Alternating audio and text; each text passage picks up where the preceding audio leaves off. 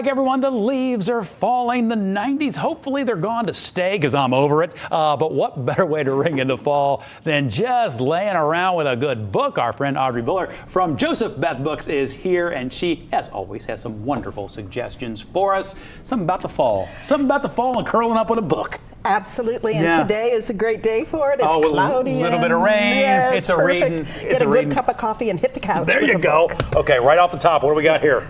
The wonderful Julia Alvarez. She is remarkable, and this is a little bit of magical realism. Okay. This is about a writer who buries all of her unfinished manuscripts and character sketches and that sort of thing in the ground, but they refuse to stay buried.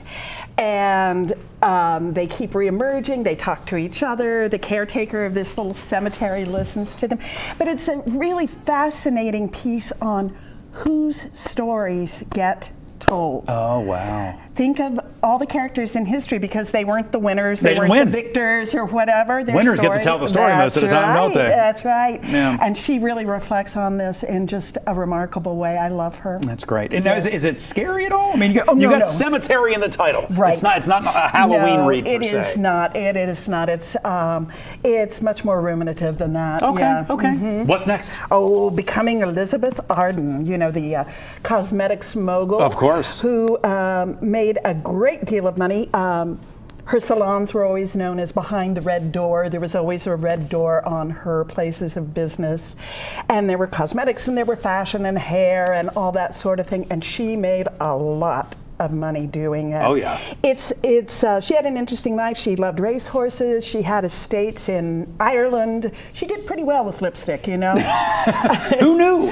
And Helena Rubinstein, who was another cosmetics mogul at the same time, it was always put about that they were terrible enemies and they feuded dreadfully. Well, they did not, but they knew it was good for business. Sure, so they just kept that one going. Just leaned right into it. You know, it's so funny when you read a biography of a person like that, sometimes you go, this has to be a movie. This couldn't have happened really this way. Gosh. That's what makes a good biography sometimes. And the way women had to achieve success in those days is different than it is now. Yeah. She was very successful, very shrewd business person, and oh gosh, Jackie Kennedy and Mrs. Nixon feuding. And I mean, they always had to pitch the women at each other, right? Yep, absolutely. All right, this next one, I'm liking the illustrations already. This is adorable. This is all the things we love about fall. The leaves, the apples, the mums, the pumpkins. Love it.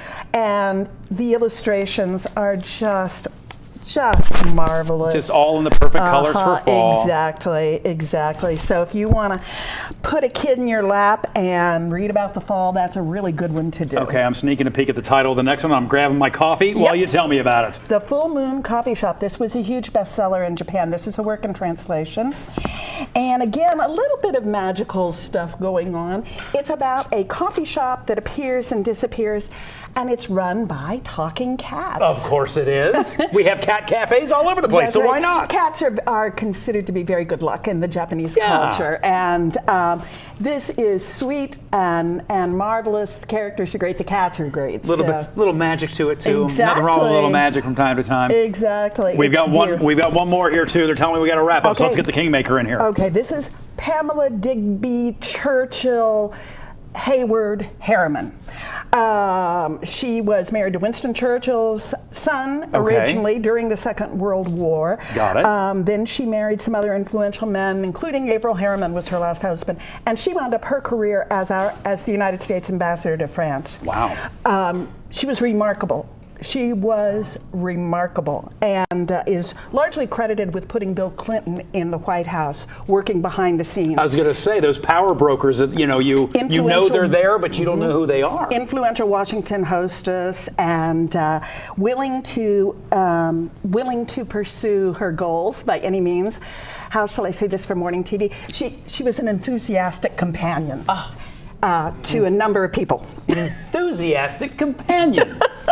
That is well put, Audrey. Thank you. But Sonia Purnell, who did a great book called A Woman of No Importance, which was another World War II tale, has really, this is such a rich, amazing life. And again, how a woman had to wield power in those years. Sure. You know, she wound up a diplomat. If she were coming up today, she'd been a career diplomat, Right. you know. And probably wouldn't have had to take the same path to get there. Exactly. Yeah. Exactly. But she was just amazing. And I love it's dishy at times. It's good. I can tell you like that one. Audrey Biller, Joseph Beth, thank you so much for coming in. I always love when you come in to tell us about some good reads.